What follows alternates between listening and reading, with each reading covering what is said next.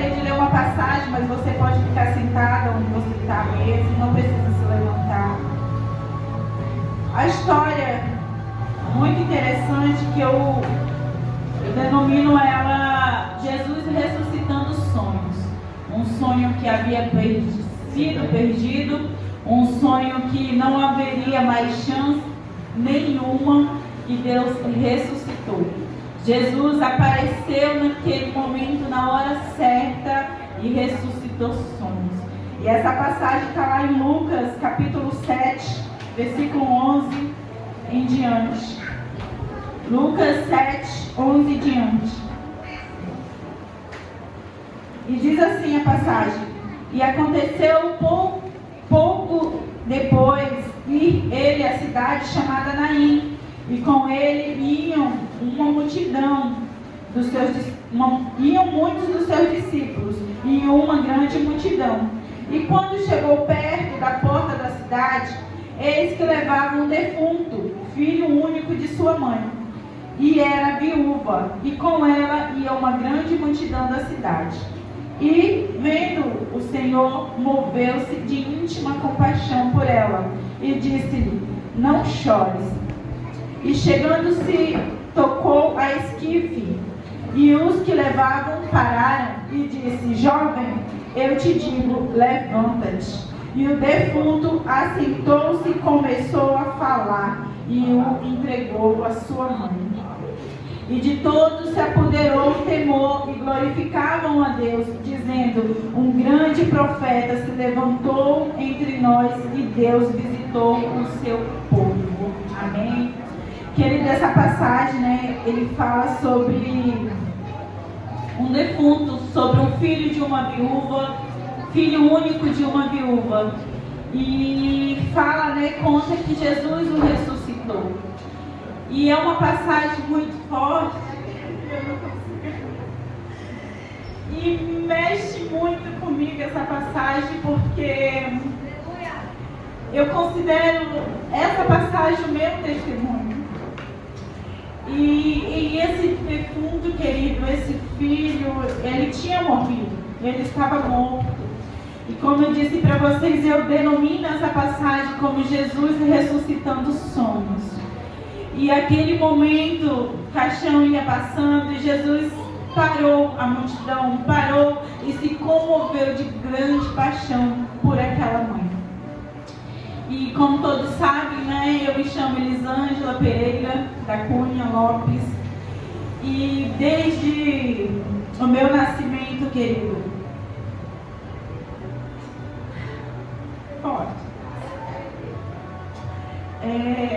eu considero uma pessoa que não era para existir. Literalmente uma pessoa improvável.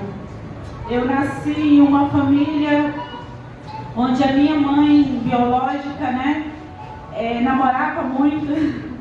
E desse namoro aconteceu que a Elisângela surgiu no ventre. E segundo a história da minha mãe, mas do meu pai biológico, um conta uma história para mim, outro conta uma outra história, e eu digo assim para eles: eu não sei em quem eu acredito. Então eu já sou algo assim que eu não sei verdadeiramente a minha história. E minha mãe me conta que quando ela engravidou, ela chegou para o meu pai biológico e disse para ele que estava grávida. E nisso ele disse assim que ele era muito jovem, que não poderia ter filhos, que não teria como, porque ele estava no meio de uma formação, ele tinha acabado de fazer um concurso e passado para a polícia militar e teria que ir embora para Porto Velho. E nisso ele falou que não queria ter filho e que se ela quisesse ele levaria ela na Bolívia e chegasse lá, levaria ela no hospital, para que ela tomasse algum remédio para tirar aquele filho. E isso é a história da minha mãe. Aí depois, futuramente, quando eu conheci meu pai biológico, ele negou. Disse que não foi bem assim, que quando a minha mãe engravidou, as pessoas falavam, que ela estava grávida, e ele chegou para ela perguntando de quem era o filho. E ela simplesmente respondeu para ele assim: o que tu acha? O que tu acha? Ele não deu nem um sim nem um não. Então eu fico nesse meio termo. Acredito um pouco para cá e um pouco para lá. Mas enfim, querido, eu nasci nessa indecisão. E a minha mãe me conta, né, que quando o meu pai falou isso para ela, ela disse assim: não, se você não quer, eu quero, e eu vou criar esse filho sozinha. E ainda com 1 mês, quase 2 meses gestante de mim, ela conheceu meu pai adotivo, né, que para mim não é pai adotivo, é meu pai porque me criou. E é o pai, né, que eu chamo de pai, que me registrou, que deu um nome. E o tempo passou, querido, e eu cresci, né, sem saber dessa história de pai biológico. Para mim, o pai que me criava até os meus 15 anos de idade era o meu pai verdadeiro. E o tempo passou e eu cheguei numa fase de 12 anos de idade. E com 12 anos de idade, querido, Deus, Ele... aliás, a minha mãe, né, antes sempre me levou para a igreja, então eu já nasci assim no berço cristão. A minha mãe já congregava, não era, como que eu posso dizer, convertida, né, verdadeiramente. Meu pai biológico também congregavam juntos na mesma denominação. Só que aquele congregar que o coração, o corpo está ali, mas a mente e o coração não está. E que se Jesus vier naquele instante, nenhum dos dois subia. E aí, passando o tempo, querido, eu cresci e sem saber dessa história, né? E com 12 anos de idade, eu comecei a ouvir pessoas dizendo que o meu pai que me criava não era meu pai verdadeiro, que eu tinha um outro pai, tinha uma outra família. E eu não queria acreditar, porque a minha mãe até então nunca tinha tocado nesse assunto comigo.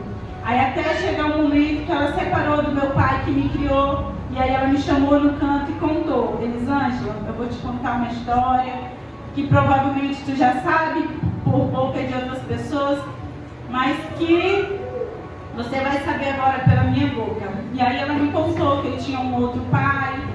E enfim, isso foi pra mim assim, com 12 anos de idade, uma adolescente, foi terrível pra mim ouvir isso. Eu me sentia excluída, vários e vários outros sentimentos, né, a gente sente. E queridos, e eu muito nova comecei a trabalhar. E eu contando isso pro Cleito, né? Eu com 13, 12 anos de idade comecei a trabalhar na casa de uma família. E eu ia trabalhar a manhã toda, de lá levava minha roupa, meio-dia tomava banho, manhã eu ia para a escola, e da escola eu ia para casa, de casa tomava banho e ia para a igreja. E isso foi a minha rotina desde os meus 12 anos de idade até os meus 18, até um bom tempo. Eu trabalhava de manhã e aí à tarde estudava e à noite ia para a escola. E o tempo, querido, foi passando, né? E eu casei muito nova, muito cedo. Porque com os 12 anos a minha mãe me contou. E logo em seguida ela separou do meu pai de criação, para vocês entenderem, né? Ela separou e nós ficamos morando, eu e meus irmãos, com meu pai de criação. E aí ela foi-se embora, viver a vida dela em Porto Velho, seguir uma outra história, uma outra vida.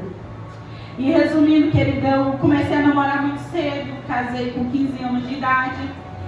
E com meus 15 anos fui morar, né, com meu primeiro marido.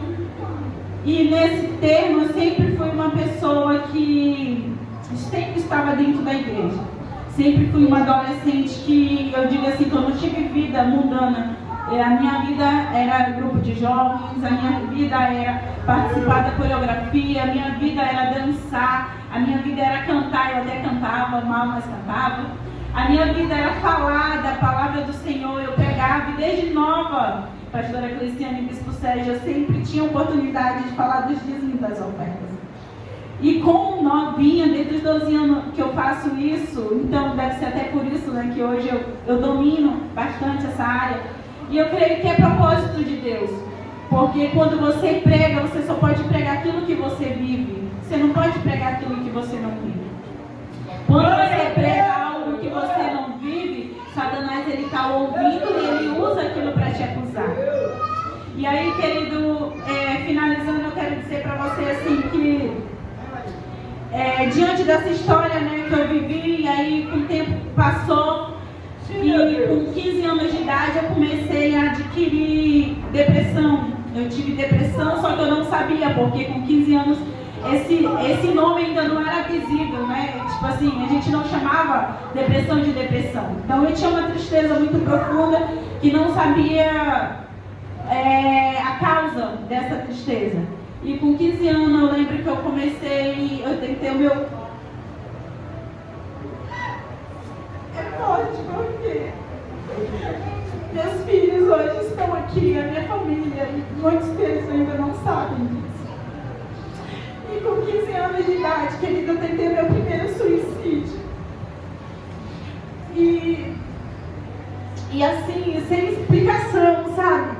Sem dizer assim, meu Deus, o que aconteceu, por que ela iria fazer isso? E eu lembro que com 15 anos, eu casada, já tinha, minto, querido, com 16 anos de idade, eu tentei a primeira vez, já tinha o meu filho James. Ele nasceu, eu tinha 16 anos. E eu sofria muito no casamento, tinha muitos problemas, só que não era problemas que eu digo assim, como que eu posso dizer, a causa para isso. Não era algo meu, algo que eu não sabia explicar de onde. E com 16 anos, eu lembro que certa vez eu briguei com meu marido, fiquei muito brava, muito com raiva. E aí eu corri para dentro de casa, a casa era só um cômodo, não tinha divisão, era só 4x4, né? Também daquela casa. E aí eu corri e ele saiu, meu filho, eu nem sei onde estava, só sei que eu entrei para dentro, engatei a corda e coloquei no pescoço. E eu fiquei, querida, ali, aquela corda começou a sufocar, começou a ficar roxo, aí eu não conseguia mais respirar. E do nada, o meu marido chegou, na época casada, ele chegou e conseguiu entrar como a passagem disse, na hora certa, né? E ele chegou ali e conseguiu me pegar. E quando ele me tirou da corda, eu consegui, depois de alguns minutos eu voltei. Aí meu pescoço ficou marcado por um bom tempo, assim, aquele vermelho, aquele inchado, um negócio muito feio. E isso eu tinha 16 anos de idade. E aí o tempo passou, eu continuei casada e tal, muito sofrimento, uma angústia que eu não sabia explicar de onde seria. E aí finalizou o meu primeiro casamento, né? Não fui uma mulher sábia.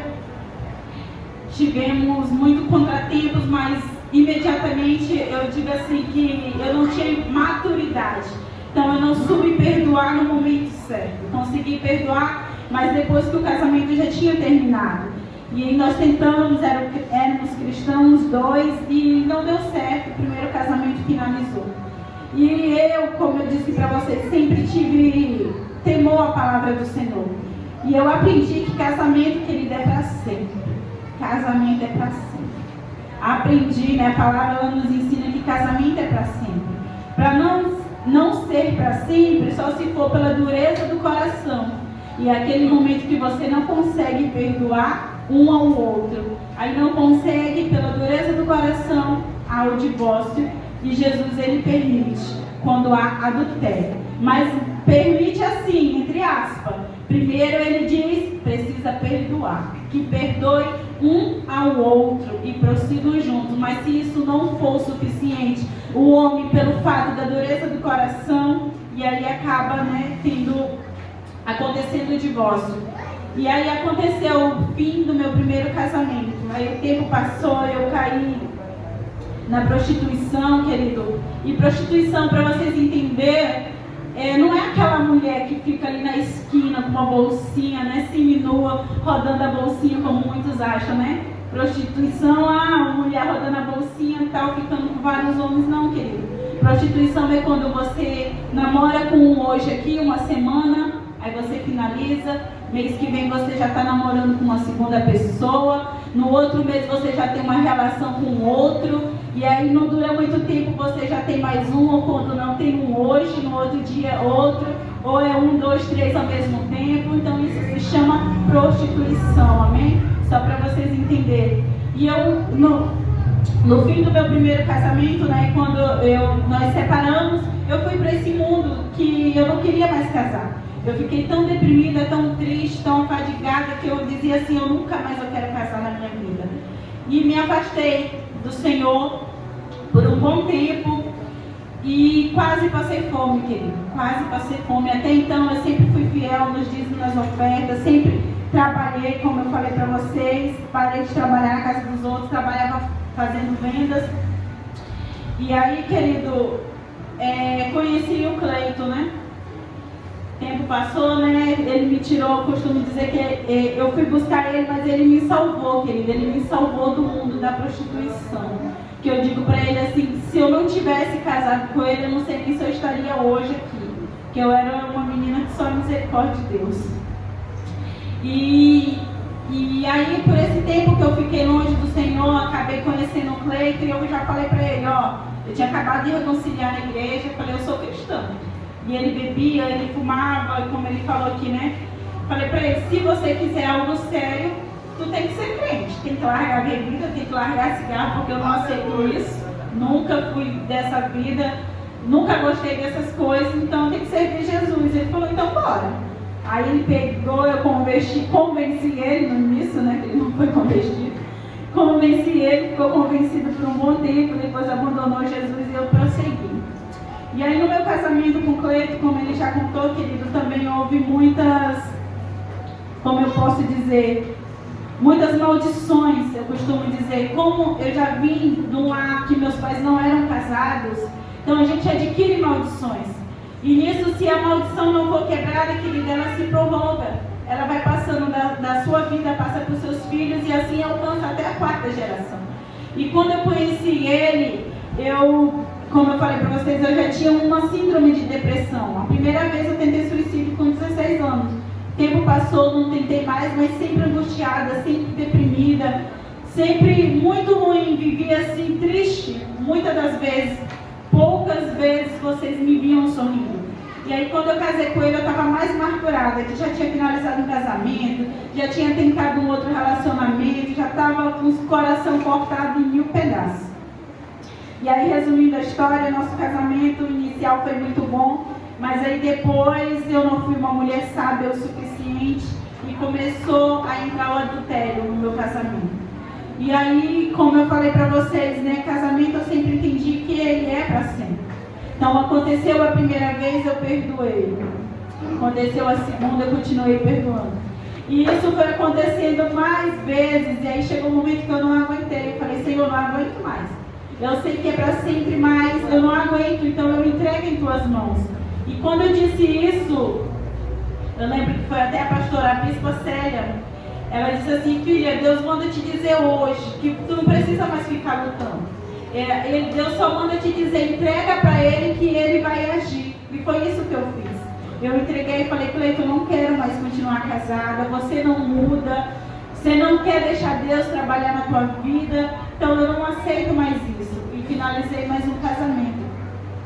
E nesse meio termo de uns 4, 5 anos casado com ele, queridos, como eu estou dizendo, né, várias vezes perdoando, adultério e tal, essas coisas, eu entrei novamente na pandemia numa depressão profunda, profunda mesmo.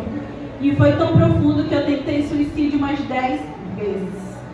Umas 10 vezes. Eu lembro que eu tentava furar meu pulso com faca e não conseguia. Alguém aparecia, o Cleito alguma coisa. Eu lembro que tentei novamente me engatar numa corda e não conseguia. E até a última vez, antes dessa bispa, né, de eu ter como que eu digo, essa orientação vinda de Deus sobre a vida dela, uma vez, querida, eu tentei com uma faca, né, Cleito? Foi a última vez, né? Foi com faca no banheiro. Eu não lembro. No banheiro, né? E a última vez, querida, eu me tranquei no banheiro, foi a última vez que eu tentei. E nosso banheiro, ele era todo de blindex, a porta no blindex e só uma janelinha também no blindex. E eu lembro que eu entrei, estava muito triste, ele bebendo, ele já perdeu totalmente o temor do Senhor. Estava terrível, eu não estava mais aguentando aquela situação. E aí eu entrei para o banheiro, fechei a porta e peguei uma faca e fiquei tentando me matar de todas as formas. Aí até que ele parece que conseguiu, um dos meninos entrou pela janela, não sei, eu não consigo nem dizer porque era algo que eu ficava fora de mim. Satanás puríssimo, pela misericórdia do Senhor, porque a tristeza, querido, alguém quando ele está deprimido, sabe O que passa pela cabeça de um ser humano desse não é se matar, não é tirar a própria vida, é acabar com a tristeza. A pessoa, quando está deprimida e vai chegar ao ponto do suicídio, ela não quer se matar. Ela pode conhecer Deus, ela pode saber que vai para o inferno, mas ela quer tirar aquela tristeza do coração. Aquela tristeza que muitas das vezes tem uma raiz por conta da rejeição. A depressão, ela vem por conta da rejeição, alguém que te rejeitou, ou por causa dos seus pais, por causa lá, como eu falei, né? Lá da gravidez da minha mãe, eu não sabia qual era a raiz desse mal. E aí eu lembro que quando eu tentei, e aí conseguiram me tirar, eu fui pra fora, e eu fiquei no cantinho chorando, e Deus falou comigo aquele dia. E Deus disse assim pra mim, querido, Elisângela me chamou pelo nome. Você não vai conseguir. Você não vai conseguir tirar a tua própria vida enquanto eu não cumprir o que eu tenho na tua vida. E o Espírito Santo falou isso e eu fiquei assustada, assim, procurando. Eu comecei a chorar. E aí comecei a esmorecer. E aquele dia eu falei, Senhor, me cura. Tira essa tristeza, tira esse mal de dentro de mim, porque eu conheço a tua palavra. Eu conheço, eu sei da tua palavra e eu sei que isso não para mim mentira. E aquele dia, querido, Espírito Santo falou comigo, disse que eu não iria conseguir. Já de mais de 10 vezes tentando, ele falou que enquanto Deus não cumprisse o que ele tinha na minha vida, eu não iria conseguir. E aquela foi a última vez que naquele momento eu procurei voltar para o Senhor. Voltar no sentido de voltar ao coração, querido, porque eu sempre congreguei, eu sempre estava dentro da igreja. Só que por muitas das vezes, como eu falei, o coração estava, só que a mente não estava, o corpo, né? Estava ali, o coração estava longe. E aquele dia, querido, foi a última vez e eu declarei, eu falei, esse momento, Deus, ele vai me curar.